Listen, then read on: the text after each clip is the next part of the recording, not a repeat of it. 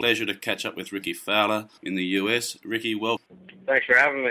You've got a very torrid season ahead of you with a number of main American events. I also understand that you are trying to pre-queue a game for the US Open after your success last year at Torrey Pines.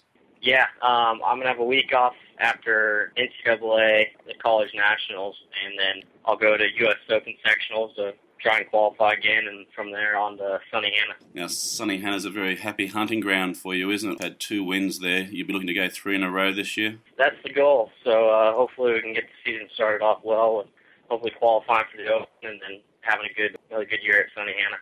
You mentioned you've been getting some starts on the main tour.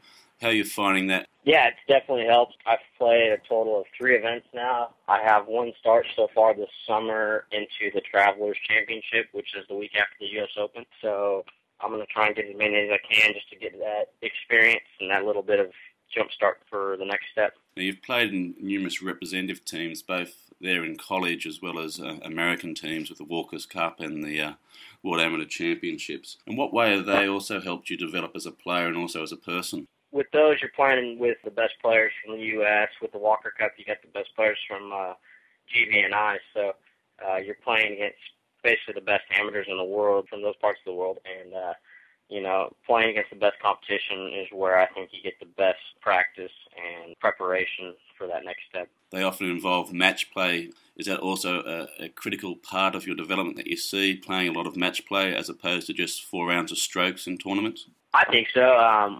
I've always struggled a bit with match play. I think match play gets you to focus a little bit more on your own game, kind of the shot-by-shot and hole-by-hole process instead of thinking too much about the whole round. So I think match play can definitely help you in the long run. Again, this year is a Walker Cup year for you guys. That's certainly going to be one of your main goals, trying to get yourself a Guernsey there. Yeah, definitely. This could be my last chance to play a Walker Cup. I got to play, you said 2 years ago, overseas in Northern Ireland at Royal County Down. And it was one of the best experiences of my life, so I look to be able to experience that again this September. There's been 2 trips down under to Australia, one for the World Amateur Championships where you took out the individual honours there, and then you came back in early, I think, January this year to play the NEC Masters of the Amateur where you had that titanic struggle in the playoff with Mark Anderson. You obviously enjoy coming to Australia? Yeah, I love it down there. I've had 2 good trips. I've played fairly well, won once. Tied for first, and like you said, lost in the playoff. So I've had some success down there and definitely look forward to making more trips throughout the years. When you look at playing outside your comfort zone, how have you found it in your development to go outside the US and play, like, for example, in the UK and in Australia? I definitely think it's a key part of, like I was talking about earlier, getting some preparation to that next level.